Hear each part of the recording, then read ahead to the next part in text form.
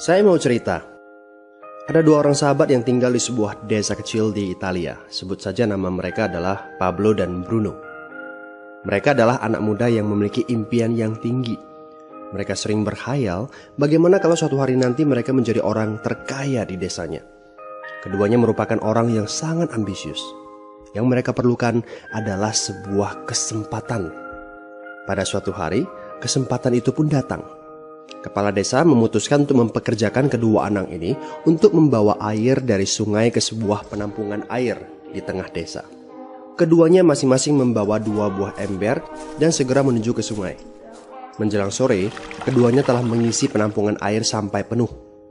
Kepala desa menggaji mereka masing-masing berdasarkan jumlah ember air yang mereka bawa.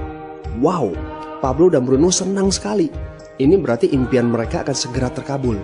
Mereka sulit percaya jika mereka bisa mendapatkan rezeki sebanyak ini.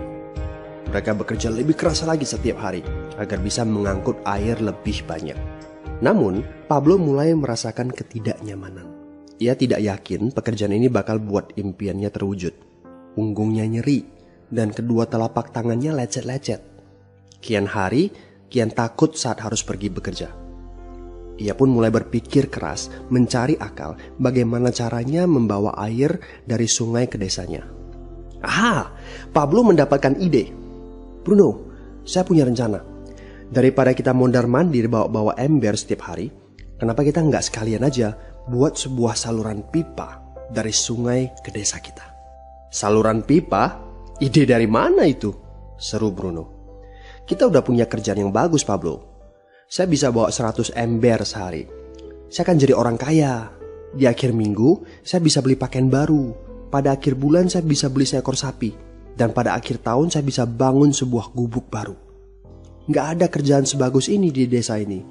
Setiap minggu kita bisa liburan. Setiap akhir tahun, kita berhak cuti selama 2 minggu dengan gaji utuh. Kita akan punya hidup yang layak.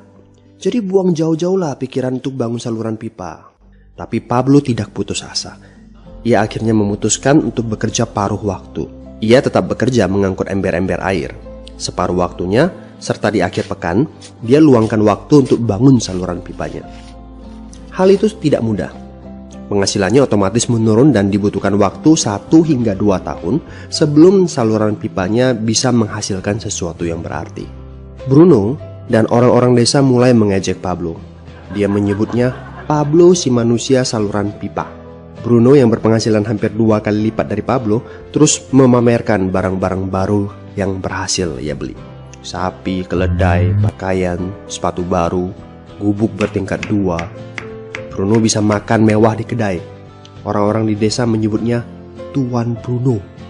Sementara Bruno berbaring santai di sore hari pada akhir pekan, Pablo terus saja menggali saluran pipanya.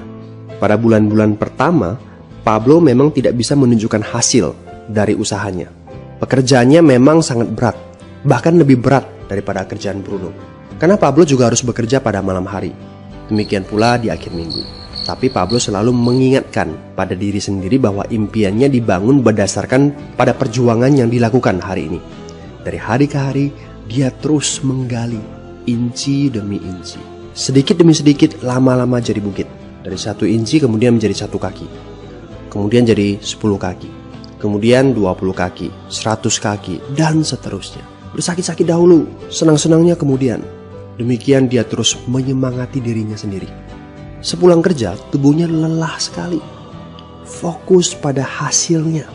Kata-kata itu terus ia ulangi dalam hati setiap hari saat dia pergi tidur. Sementara dari bar di desa itu terdengar gelak tawa mengiringinya ke alam mimpi. Ayo, fokus pada hasil akhir.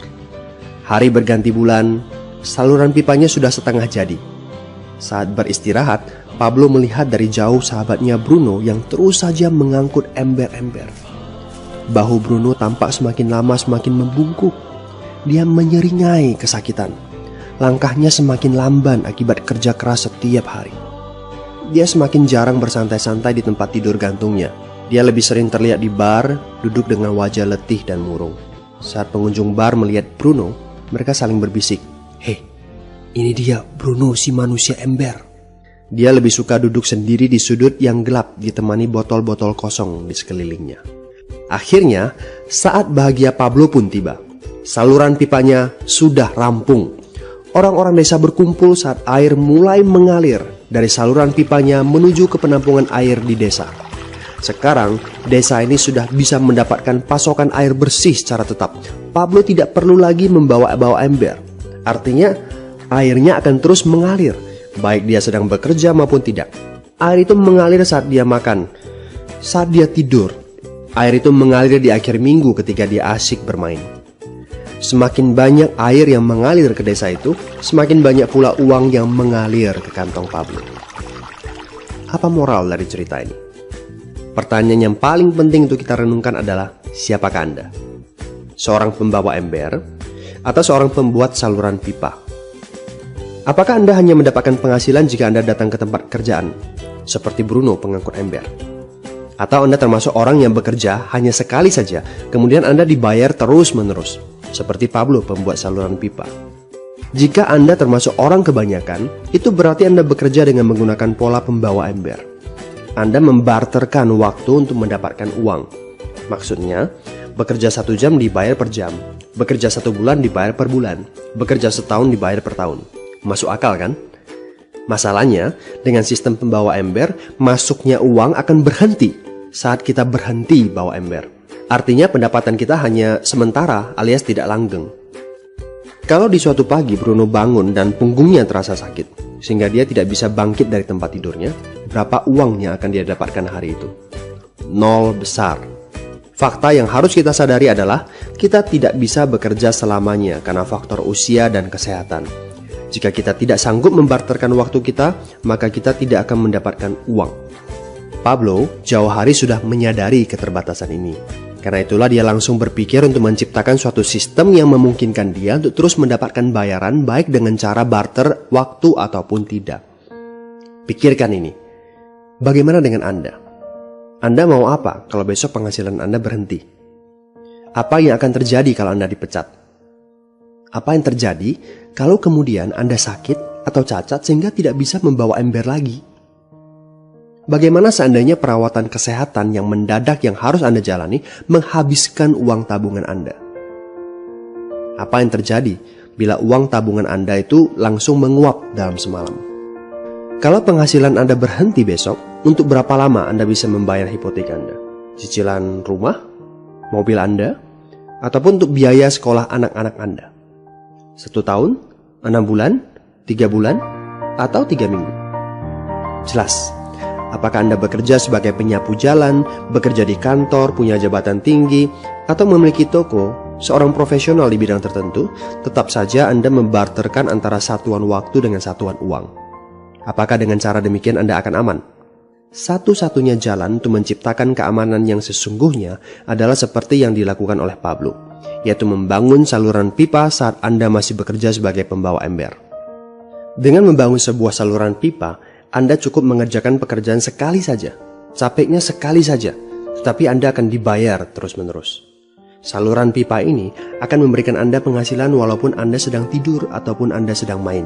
Penghasilan ini juga akan terus Anda peroleh setelah Anda pensiun, pada saat Anda sedang sakit ataupun cacat sehingga tidak bisa bekerja, dan juga dalam situasi darurat. Inilah yang disebut sebagai penghasilan pasif. Anda tahu, saat ini kami sedang membangun saluran pipa yang akan memberikan penghasilan pasif. Mau tahu caranya? Hubungi teman yang meminta Anda untuk menonton video ini. Dia punya akses untuk informasi yang Anda butuhkan. Mintalah video lanjutannya, atau jika memungkinkan, bertemu langsung dengan teman Anda.